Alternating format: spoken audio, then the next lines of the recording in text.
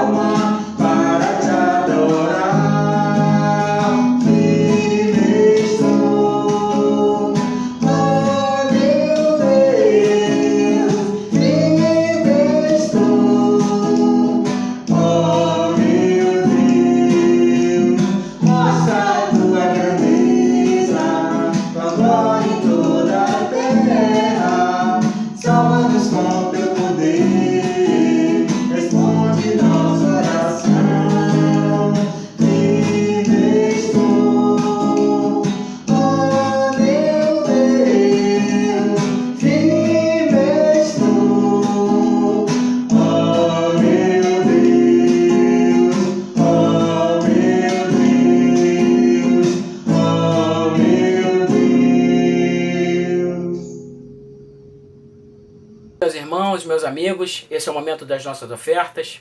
Eu gostaria de compartilhar um pensamento que eu tive essa semana. E eu estava refletindo o quanto que eu preciso ter esperança para esse novo ano. E eu tenho certeza que cada um de nós nos enchemos de esperança. A virada de um ano é sempre um momento de renovarmos nossas esperanças. Traçarmos planos de um novo trabalho, de um novo estudo, de uma dieta. E a passagem de ano é um marco para cada um de nós.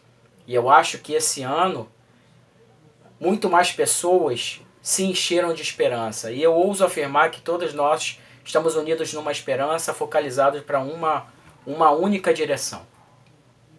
E pensando sobre essa situação de termos esperança, eu me lembrei de uma escritura. E eu gostaria de compartilhá-la com vocês.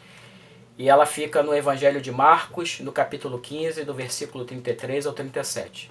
E a palavra de Deus diz assim: Ao meio-dia começou a escurecer, e toda a terra ficou 3 horas na escuridão.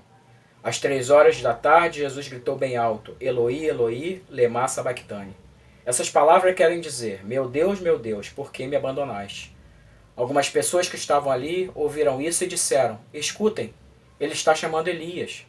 Alguém correu e molhou uma esponja em vinho comum, pôs na ponta de um bastão, deu para Jesus beber e disse: esperem, vamos ver se Elias vem tirá-lo da cruz. Aí Jesus deu um grito forte e morreu. Qual é a associação que essa passagem tem com a esperança? Na realidade, tem tudo a ver, porque Jesus veio, todos nós sabemos, da forma como ele nasceu, da forma como ele viveu, e aqui foi o ápice, o momento em que ele decidiu morrer na cruz por nós, para que nós tivéssemos esperança. E esperança de quê? Esperança de que nós tivéssemos um relacionamento com Deus como nós temos. Foi para isso que Jesus veio, para nos reconciliar com Deus. E aí você pode me perguntar, e o que a oferta tem a ver com a esperança? Na realidade, uma outra reflexão que eu fiz e gostaria de compartilhar com vocês é que tem tudo a ver, porque além da esperança, ou melhor, da gratidão, ser o sentimento que deve nos mover a ofertar ao Senhor como uma forma de retribuição por tudo que Ele tem feito por nós, outro sentimento que deve nos mover nesse momento é a esperança. Porque com a esperança, nós podemos ofertar ao Senhor e continuar levando uma vida justa diante da lei dos homens. Como ouvimos na semana passada na oferta que o irmão compartilhou, o versículo que Jesus falou: dei a César o que é de César. Então nossas ofertas nos permitem pagar as nossas despesas e andarmos debaixo da lei dos homens, das leis governamentais. Além disso, nesse momento de pandemia e de dificuldade, onde muitos de nós, muitos irmãos nossos perderam seus empregos e perderam seu sustento, nós podemos, com as nossas ofertas, ajudá-los financeiramente e alguns outros com a doação de uma cesta básica. Além disso, daqui a pouco essa situação vai passar e nós podemos, com as nossas ofertas, a esperança que as nossas ofertas nos trazem, continuar honrando com os nossos compromissos, com os aluguéis dos nossos espaços físicos, para que nós possamos ter conosco os nossos amigos e proporcionar a eles a mesma esperança que nós tivemos de estarmos juntos e conhecermos a Deus juntos num culto de adoração a Deus. Então, por tudo isso, meu irmão, eu gostaria de chamar você nesse domingo, refletir muito e ofertar ao Senhor com muita gratidão no seu coração, como você sempre faz, e também com muita esperança. Aqui embaixo vão estar os dados da igreja e eu peço que você os anote e faça a sua doação na conta que vai aparecer logo aqui embaixo. Eu gostaria de chamar a todos a uma oração por esse momento. Senhor nosso Deus, muito obrigado por esse dia, obrigado por esse domingo, por estarmos aqui reunidos e pela esperança que Jesus nos trouxe, Pai, ao decidir morrer na cruz por nós.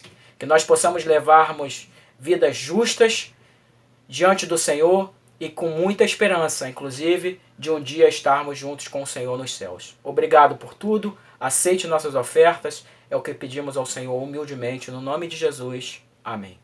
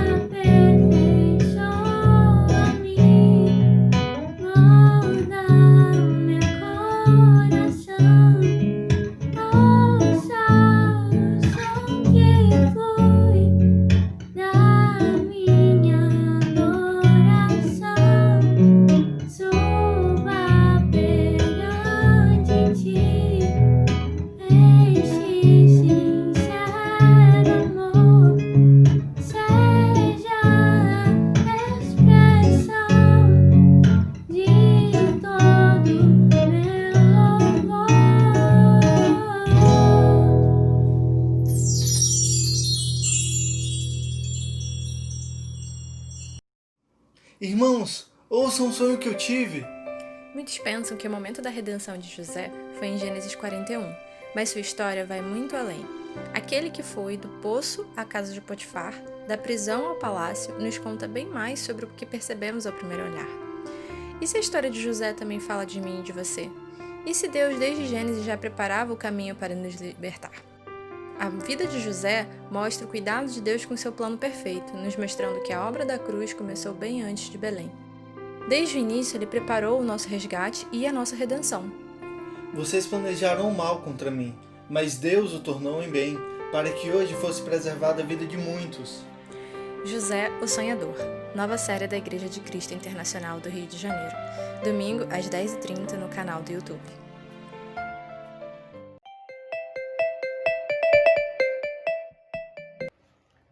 Bom dia, irmãos!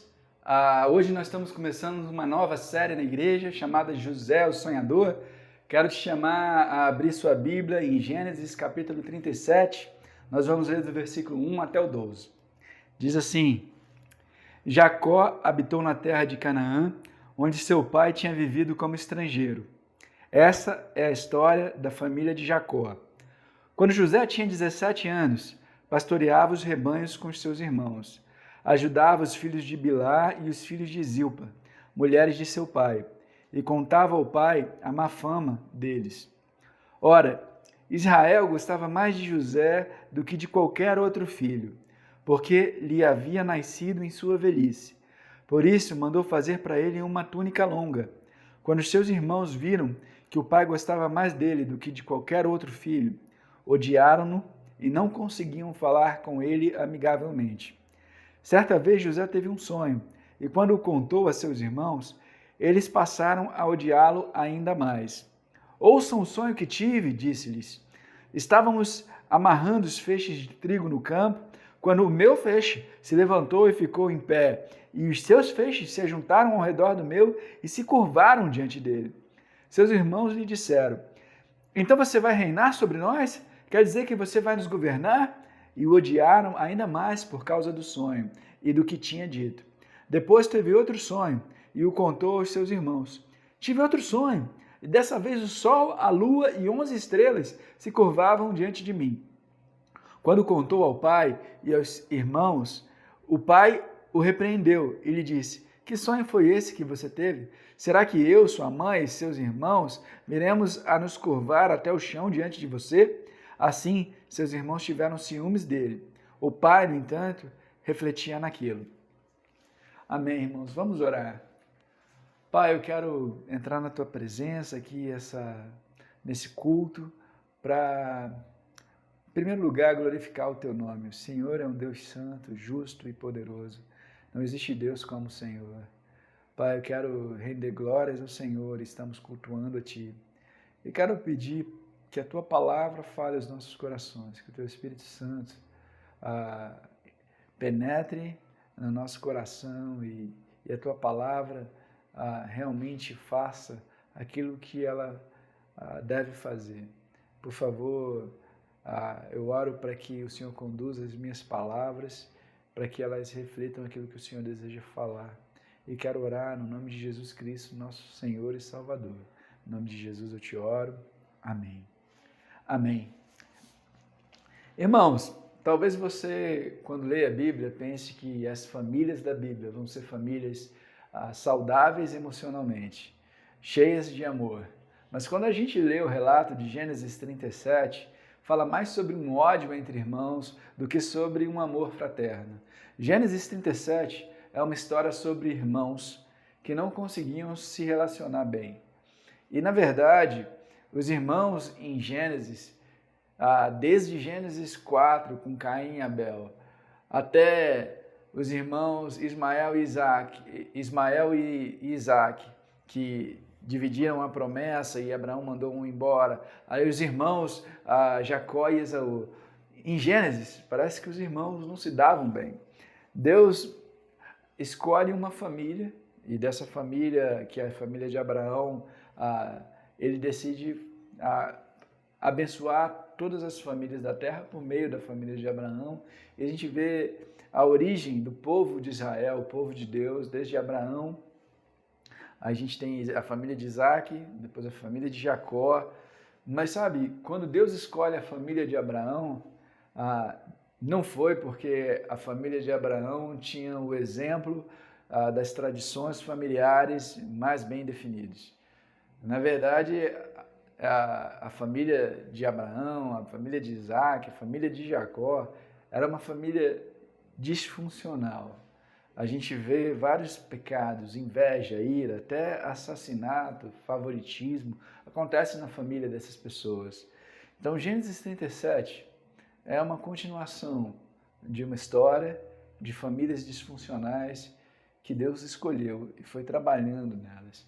O ponto principal da história, quando a gente lê Gênesis 37, os versículos que nós lemos, ela trata de irmãos que não conseguiam se relacionar bem e os irmãos de José odiavam José. A gente pode pensar que quando a gente lê Gênesis, esse trecho de 37 até o 50, que a história é sobre José. José, de fato, é um personagem principal na história, mas a história é sobre José e os irmãos dele. Quando Moisés escreve Gênesis, provavelmente os primeiros leitores foi o povo de Israel que estava saindo do Egito para ir para a Terra Prometida, saindo da escravidão, e eles eram um povo, e eles leram sobre os patriarcas dele, ou aquelas pessoas que formaram a nação. E esses irmãos que odiavam José e José foram os fundadores desse Israel, dessa nação.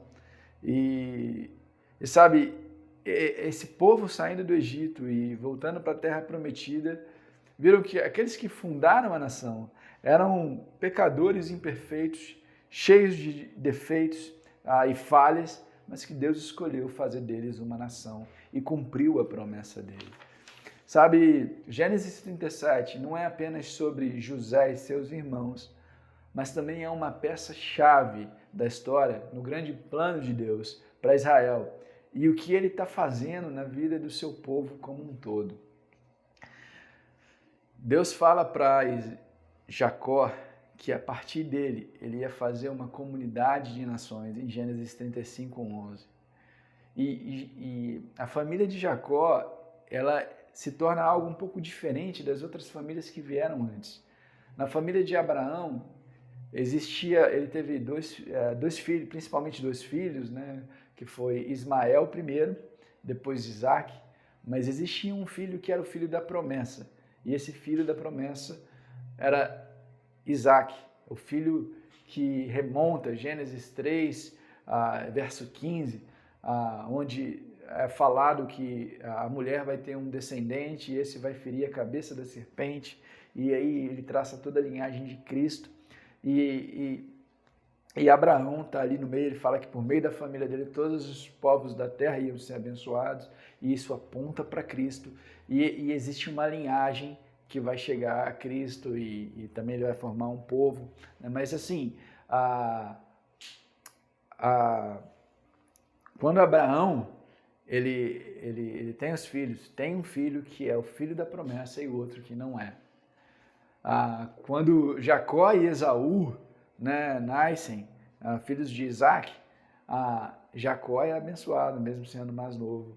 E Esaú não é aquele que vai seguir a linhagem, a promessa das nações. Só que quando chega Jacó, não é como foi com Abraão, que teve Isaac e Ismael. Não é como Isaac, que teve Jacó e Esaú. Para Israel, para Jacó, que depois Deus muda o nome dele para Israel, para Jacó, todos os 12 filhos dele iam ser abençoados. Os 12 filhos iam ser a nação de Israel. Os 12 filhos são escolhidos, os 12 filhos são Israel, os 12 filhos são a nação de Deus. Ali era o surgimento de uma nação harmônica de adoradores. Então, quando o povo do deserto vê que Deus cumpriu sua promessa, quando ele dá um filho para Abraão com 90 anos, Abraão com 100 anos, Sara com 90, e Sara estéril. Quando ele vê Deus criando uma nação, de uma família como essa que a gente viu em Gênesis 37, com 12 tribos que viviam harmoniosamente, sabe? Eles começam a olhar, esse Deus, é um Deus incrível para cumprir suas promessas, porque são promessas praticamente impossíveis que Deus realiza. Mas uma coisa que eu queria deixar que você percebesse é que esse Israel, essas 12 tribos que foram formadas, que virou o povo de Deus, quando chega o Novo Testamento e a vinda de Cristo, a nação de Israel, que é o povo de Deus, deixa de ser algo simplesmente físico para ser algo espiritual, para ser um Israel de Deus, não de nascimento de sementes que são descendências de pessoas simplesmente, mas uma descendência espiritual, de pessoas que são filhos de Deus, participantes do povo de Israel, não por causa de linhagem, mas por causa da fé que elas têm em Cristo. Mas o surgimento da nação de Israel, com os 12 filhos de Jacó, que depois chama-se Israel, né? Por isso que é a nação de Israel, ele aponta para o surgimento da igreja, onde a gente tem vários irmãos, e que Deus vai fazer coisas grandiosas numa comunidade harmoniosa, porque nós estamos unidos em Cristo Jesus. Nessa narrativa, a gente tem vários personagens. Eu queria falar um pouquinho de cada um deles. José era um jovem de 17 anos que pastoreava os rebanhos junto com os irmãos. Ele ajudava os filhos de Bilá e Zilpa. E a Bíblia também fala que ele contava ao pai sobre a má fama deles, dos irmãos. E quando ele faz isso, é uma coisa que parece óbvia, que isso ia incitar o ódio dos irmãos dele. Eu não vou entrar no mérito sobre por que ele fazia isso. Algumas pessoas defendem que ele fazia isso porque era um pecado, que ele falava coisas ruins sobre os irmãos e talvez até nem verdadeiras sobre os irmãos. Outras pessoas dizem o contrário, que ele falava essas coisas porque ele era fiel ao pai e contava exatamente o que os irmãos faziam, e os irmãos também não eram santos, né? Eles cometiam também os erros dele. Mas eu não vou entrar nessa questão, mas o simples fato dele fazer esse trabalho incitava o ódio nos irmãos dele. Depois tem a questão dos sonhos dele. José teve um sonho e ele era o favorito do pai, ganhou uma túnica do pai, mas ele começa a contar o sonho dele. E a Bíblia fala que os irmãos começaram a odiá-lo ainda mais por causa do sonho e por causa do que ele disse. Mas ele ainda fala outro sonho que ele teve, da lua, das estrelas, né? Do sol e da lua e as estrelas, né? Enfim, talvez faltasse um pouco de maturidade ou de sensibilidade para José. Olha, esse sonho é uma revelação de Deus, eu posso conversar com meu pai, eu posso tentar ver a melhor forma de falar com os meus irmãos, mas enfim, ele falou, né? Talvez a Bíblia não relate com alguns detalhes, mas ele falou, e isso com certeza causou mais raiva nos irmãos dele. José pode ter sido um menino íntegro, um menino de caráter, mas o pai dele, de fato, tratou ele com favoritismo e às vezes, quando a gente trata alguém com favoritismo, isso pode causar, e eu não sei se com José era isso, mas pode causar aquela sensação de que eu sou melhor do que os outros, eu mereço mais do que os outros, que é uma sensação ruim e que é pecaminosa. E às vezes também, algumas pessoas têm sucesso cedo demais, e elas começam a progredir na vida e avançar. Talvez algumas pessoas, quando entram na faculdade, têm muito êxito, ou quando entram no mercado de trabalho, e elas começam a pensar que são melhores que outros e elas se tornam orgulhosas. E isso não é bom. Mas José era um jovem de 17 anos que pastoreava as ovelhas e que era o favorito do seu pai. Jacó, ele deu uma túnica para o seu filho José, que mostrava claramente que ele era o preferido. Mas essa não foi a primeira vez que Jacó fez isso. Jacó mostrou que José era preferido antes mesmo disso. A Bíblia relata em Gênesis, um pouco antes dessa história, que quando Jacó estava voltando para a Terra Prometida, depois de ter passado um tempo lá, se casado, constituído família, Deus chama ele para voltar para a Terra Prometida. Queria dar para ele como herança, ia fazer dele uma comunidade de povos ou uma comunidade de nações. E quando ele volta, ele tinha uma rivalidade, ele tinha Ele saiu de casa, na verdade, quando ele saiu de casa da Terra Prometida, né, para ir para Padã Arã, onde ele estava, ele tinha brigado com o irmão. Ele tinha enganado o pai, se colocado no lugar do irmão, recebido a bênção do pai, e o irmão queria matar ele. E quando ele volta, e ele está a caminho da Terra Prometida, esse irmão dele, Esaú, está indo ao encontro dele com 400 homens, e Jacó fica desesperado, vai ser um massacre aqui, eu estou com minhas esposas, meus filhos, e ele decide fazer o seguinte, eu vou dividir eles em grupos. E ele dividiu os grupos de acordo com as mães e os filhos que tinham, e ele colocou José e Raquel, que era a esposa preferida dele, atrás, e os outros filhos na frente. Agora você imagina, você sendo um filho de Jacó, e você sendo colocado numa posição desprotegida, na frente ou ali no meio, como você ia se sentir com seu pai? Como você acha que os irmãos se sentiram?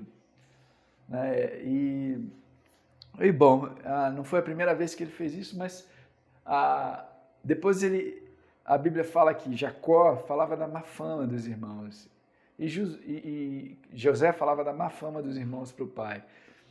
E Jacó dá para ele uma túnica muito especial. E isso aumenta a ira dos irmãos. Mas uma coisa que eu queria que você notasse na vida de Jacó é que Jacó viveu numa família que era disfuncional. O pai de Jacó, ele tinha o irmão dele, Esaú, como preferido. E a mãe tinha Jacó como preferido. E a disfunção foi passando de uma geração para geração. E é uma coisa trágica que a gente vê que a disfunção familiar, ela se perpetua. É uma verdade trágica que muitas vezes a gente perpetua a disfunção familiar que quando a gente era criança a gente observou nas nossas famílias. Eu quero te encorajar para te falar uma coisa. Seja aquele que vai quebrar o ciclo da disfunção familiar. Às vezes a gente perpetua essa disfunção, esses comportamentos que vão gerar coisas ruins na nossa família, porque a gente não tem um conhecimento que nós deveríamos ter, ou porque nós não temos o treinamento que nós deveríamos ter. Então, estude sobre família e procure outros irmãos que têm vivido a vida familiar bem, para que você possa quebrar esse ciclo. Porque geralmente o que acontece é porque nós vivemos algumas coisas quando a gente tem a nossa própria família, ainda que a gente saiba que aquilo é errado, é como se a gente se sentisse em casa fazendo daquela forma. Então, nem tudo é racionalmente fácil da gente entender. A gente às vezes volta para aquele lugar mais por conta de uma emoção do que por causa de uma racionalidade. Nós, às vezes, por exemplo, quando a gente sente alguma dor física, a gente sabe onde está doendo e a gente sabe como colocar um curativo no lugar. Mas quando, às vezes, a dor é emocional, a gente não sabe exatamente como colocar um curativo. Por isso a gente precisa de treinamento, por isso a gente precisa de conhecer outras famílias que têm vivido o cristianismo e uma vida funcional, uma vida equilibrada e em Cristo. Então eu quero te encorajar, seja aquele que vai quebrar o ciclo da disfunção. Eu tenho lutado por isso e oro para que você também lute por isso.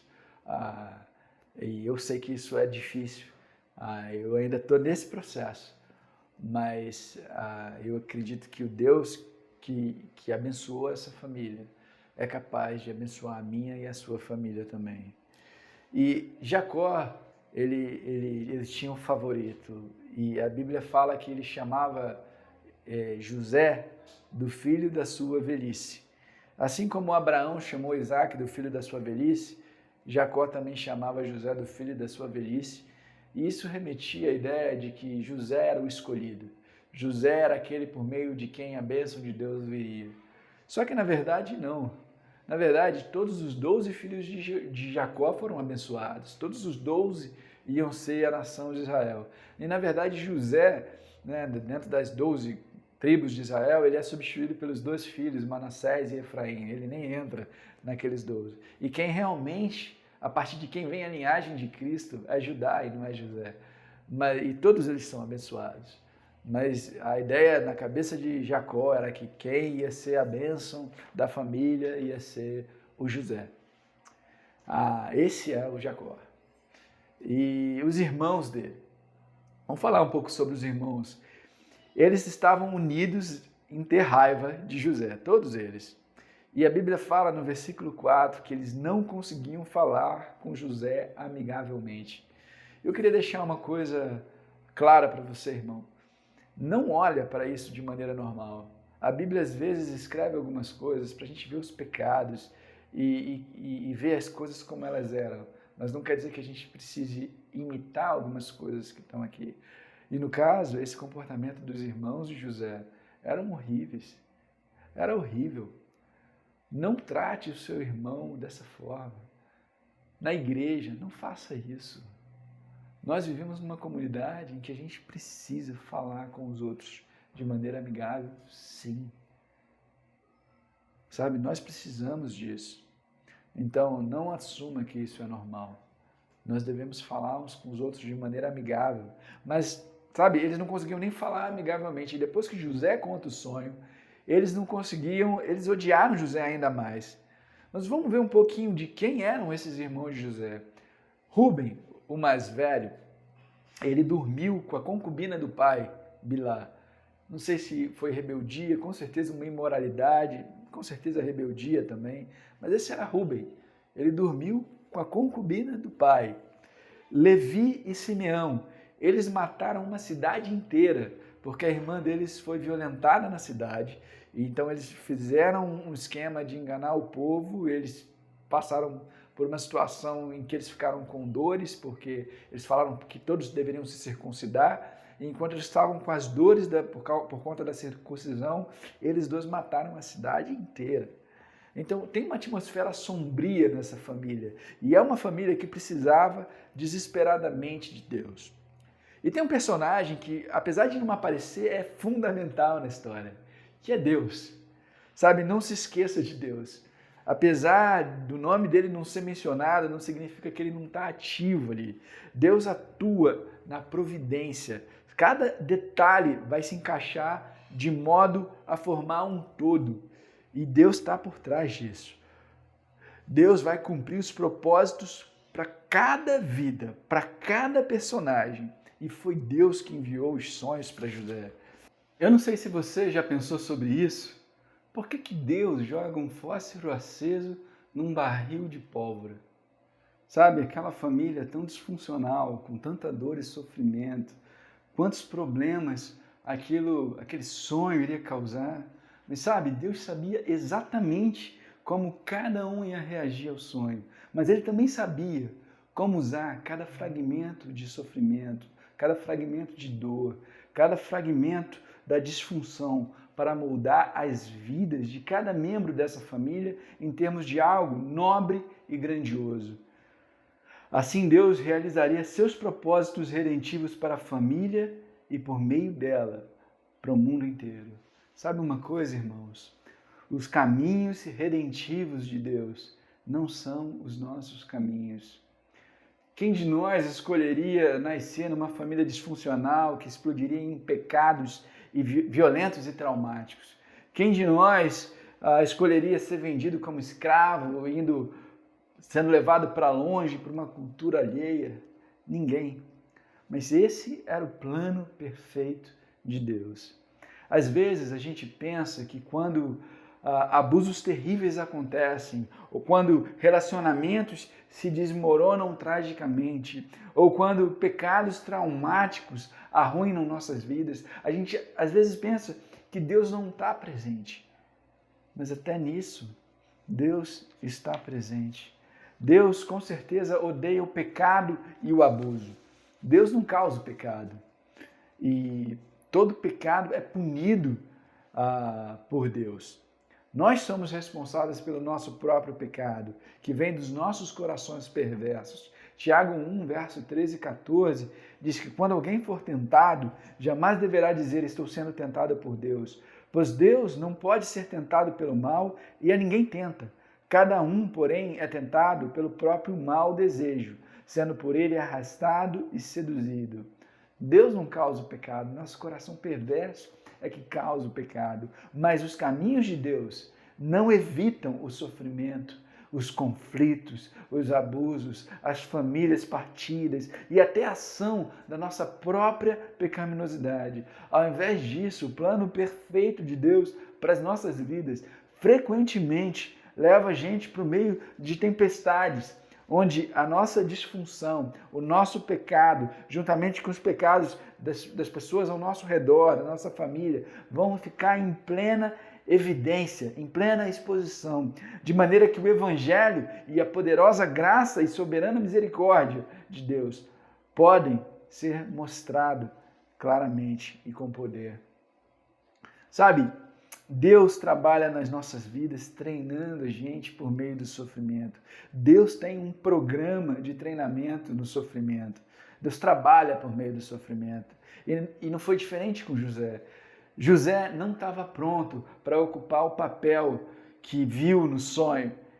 E Deus treinou José, moldou o coração dele por meio de provações, tentações, sofrimentos, dificuldades. E José aprendeu a se apegar e depender de Deus.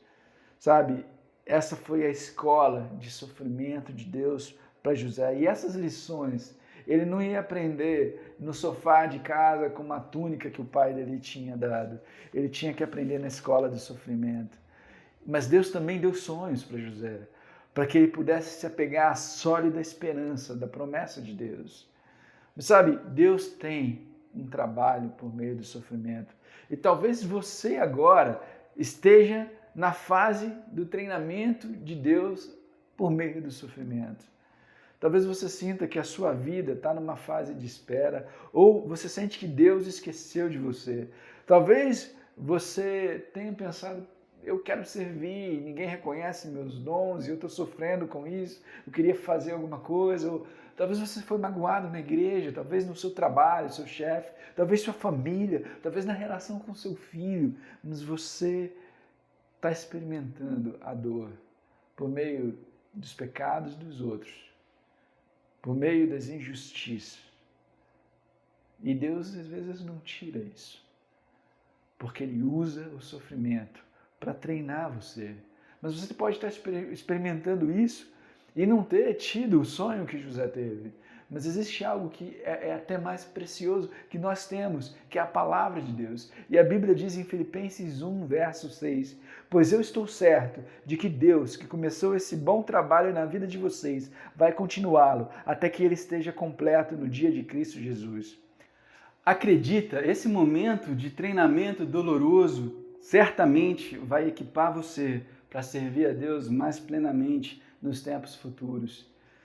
Deus usará a sua vida da maneira que Ele quiser, para fazer o que Ele quiser, para dar glórias para Ele, porque foi para isso que nós fomos criados, para dar glórias para Deus. E ao mesmo tempo Ele vai fazer o melhor para você. Nem sempre a gente consegue contemplar o plano de Deus por completo. E o plano de Deus é capaz de conduzir a gente por um caminho que, se fôssemos escolher, a gente não escolheria ele. Mas a dor é uma maneira de Deus nos ensinar. É uma escola, é um treinamento de Deus. Deus também trabalha por meio dos nossos pecados. Sabe, assim como José não estava pronto para ocupar o papel que Deus tinha planejado para ele, os irmãos de José também não estavam prontos para liderar o povo de Israel, o povo de Deus. Só que o campo de treinamento deles ia ser diferente do campo de treinamento de José. José foi preparado mediante a escola de duros golpes, abusos, maus tratos. Ele aprendeu sofrendo pelos pecados dos outros cometidos contra ele. Seus irmãos sofreram mais as consequências pelos próprios pecados. A escola dos irmãos José envolvia pecado e arrependimento. Eles pararam e pensaram: o que nós fizemos? Até que ponto nós chegamos? Nós vendemos nosso irmão. Nós pensamos em matar ele. E depois a gente vendeu ele como um escravo. A gente jogou ele num poço e depois fomos comer como se não tivesse acontecendo nada. Pegamos a roupa, a túnica que o pai deu para ele e colocamos sangue de um animal e mandamos para o pai, enganamos nosso pai. Judá, em especial, teve um sofrimento grande por conta dos pecados dele. Viu, experimentou a morte dos filhos dele e agiu de uma maneira que ele mesmo se arrependeu depois. Mas sabe, a experiência com o pecado, com o próprio pecado e as consequências que o pecado trouxe, transformaram a vida de Judá e dos irmãos de José pela obra de Deus. E eles se transformaram em pessoas diferentes. E talvez, irmãos, você esteja nesse ponto. Talvez você esteja sofrendo por causa dos seus pecados, num buraco, encarando a sua própria pecaminosidade. Talvez você tenha cometido pecados secretos e você precisa lidar com isso e falar a respeito, para quem cabe falar, para lidar com o seu coração. Talvez você tenha cometido pecados públicos que envergonharam você. Sabe, talvez você tenha cometido pecados no seu casamento, na criação dos seus filhos, na maneira de gerenciar suas finanças. E você está enfrentando as suas escolhas. Mas isso é uma maneira de Deus também trabalhar em você. Deus não faz a gente pecar. Não se engane, o nosso pecado vem do nosso coração, mas Deus usa o nosso pecado como parte do plano de treinamento dele. E sabe, eu acho que às vezes Deus coloca a gente em algumas circunstâncias nas quais a gente é meio que impedido de pecar. Deus coloca limitantes para a gente não pecar. Eu vou dar um exemplo para você. Algumas pessoas, por exemplo, talvez não cometam pecados de imoralidade que outros cometem, porque eles têm algum limitante na vida deles. Talvez a aparência física deles não seja tão atrativa, talvez a desenvoltura não seja tão desenvolvida, e aí isso limita eles. Mas se eles estivessem na posição de outras pessoas, eles cometeriam o pecado que elas cometem, porque o pecado tem a ver com o que está dentro do nosso coração. Mas Deus coloca alguns limitantes. E a gente precisa olhar para dentro de nós. Se nós temos desejado determinados tipos de pecado, se o nosso coração tem pensado, e se fosse nos dado a oportunidade, e se fosse tirado esse limitante, será que a gente não cometeria esse pecado? A gente precisa depender de Deus e avaliar nosso coração com honestidade, sinceridade, e confiando no poder de Deus para transformar ele. Mas Deus usa até mesmo o nosso pecado para nos treinar. E a nossa percepção da nossa maldade para transformar a gente. Sabe, eu acredito e me apego que Deus é um Deus de graça e de bondade, que o Evangelho é uma boa notícia da bondade de Deus para conosco. Mas se a gente não entende a nossa pecaminosidade e a nossa maldade, a graça de Deus se torna, para algumas pessoas, pode se tornar uma obrigação que Deus tem de ser bom para conosco. Deus não tem nenhuma obrigação para comigo, com você. Deus é bondoso conosco quando nós não merecemos. E quanto mais a gente entende isso, a nossa pecaminosidade, a maneira como somos falhos, quanto mais nós somos quebrados, mais apreciamos a graça, mais somos transformados, mais somos santificados, mais somos transformados à semelhança de Jesus. A superação se encontra na força que vem de Deus. E quando a gente entende isso, quando a gente precisa dele, as transformações começam a acontecer. Mas Deus usa os nossos próprios pecados para trabalhar nos nossos corações. Deus usa a dor, Deus usa o pecado, o nosso pecado para nos treinar. E mais uma coisa, Deus nunca para de nos ensinar. Sabe, Jacó passou por muito sofrimento na vida. Jacó já teve seu pecado exposto e se arrependeu inúmeras vezes. Mas Deus ainda tinha lições para ensinar para Jacó. Jacó viu o manto do filho dele cheio de sangue e falou, com certeza José está morto. E Deus ia mostrar para ele sobre providência, sobre como ele ia escrever a história da vida deles. Jacó precisou aprender sobre como lidar numa família disfuncional, como ele tinha pecado com favoritismo. E ele continuou aprendendo e falou, Jacó, você precisa de mais um round na escola do treinamento, mais um pouco. E sabe, todos nós precisamos de mais um pouco. E talvez você esteja nesse ponto, talvez você precise entender que é preciso aprender com Deus sempre. Talvez você pense, eu já devia ter a santidade que eu gostaria, eu já devia ter a confiança em Jesus que eu gostaria. E a gente continua, mas a gente precisa continuar aprendendo sobre se apegar a Deus, sobre a palavra de Deus, continuar aprendendo sobre como criar nossos filhos, como avançar nosso casamento, como lidar com conflitos no nosso meio e conversar com os irmãos. A gente precisa continuar aprendendo com Deus. Deus faz isso para que a gente veja que nós precisamos aprender a continuar dependendo dele. E sabe, essa história não é somente sobre o que Deus fez na vida de Jacó, José e os irmãos dele. É sobre o que Deus está fazendo para redimir para ele um povo em Cristo. Os sonhos desse capítulo de Gênesis são grandiosos demais para serem meramente a respeito de José. São sombras que prenunciavam algo que ia acontecer mais adiante. Em curto período de tempo, em longo período de tempo. Em curto tempo, esses sonhos mostravam como Deus orquestrou para salvar o seu povo. Como Deus orquestrou para que ele salvasse a nação dele da fome.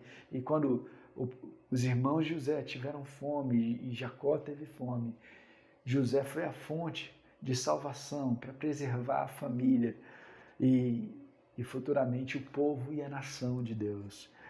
A longo prazo, isso tem a ver com Cristo, sobre como ele salvou a mim e a você, a família de Deus, como Deus planejou essas coisas. Sabe, quando Jacó abençoa seus filhos, ele não fala que os filhos dele iam todos se ajoelhar em volta de José. Ele fala que eles iam se ajoelhar em volta de Judá. Porque foi para Judá que veio em Judá que vem a linhagem de Jesus.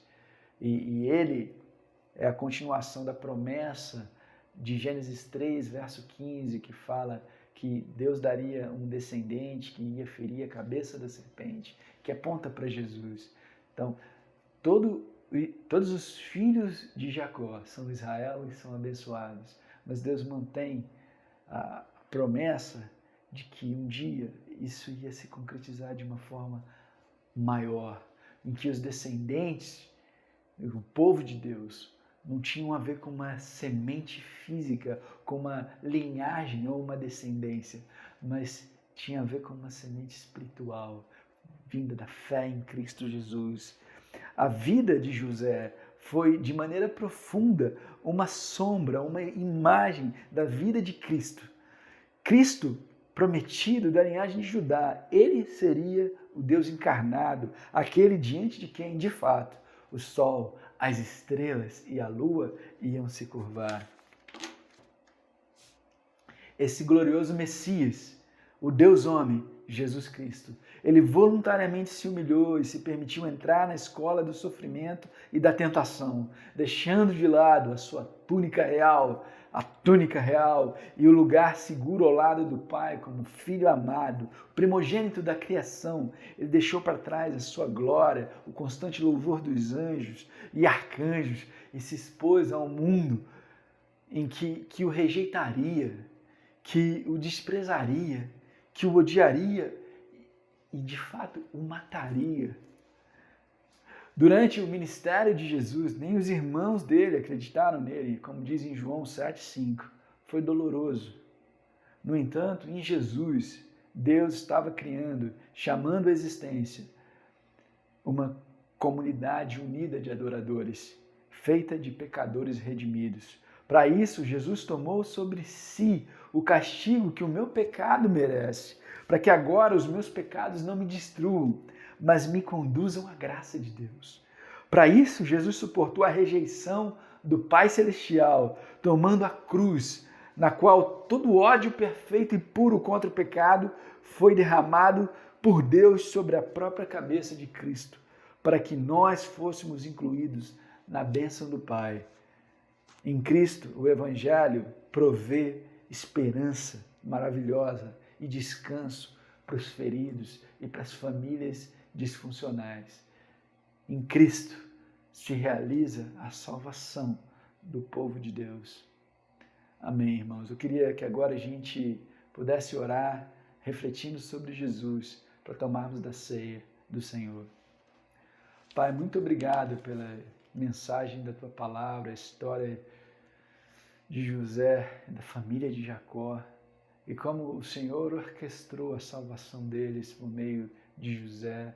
E eu quero agradecer ao Senhor pela vida de Cristo, que salvou a minha vida e a vida de tantas pessoas, por meio de cumprir o seu plano, de passar pela escola do sofrimento, de obedecer ao Senhor e entregar a vida dele para que eu fosse salvo. Jesus Cristo, meu Senhor e Salvador. Eu quero lembrar do sangue que ele derramou na cruz, que hoje, tomando a ceia, a gente representa pelo suco de uva.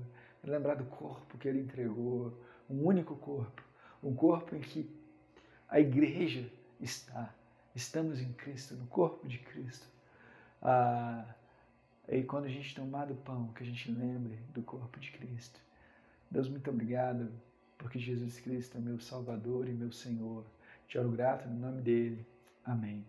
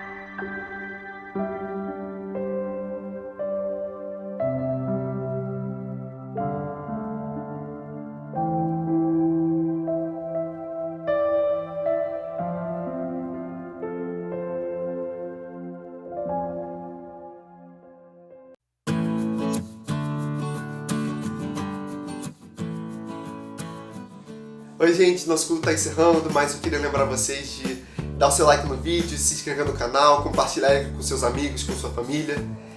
Ativa o sininho também para poder receber as notificações.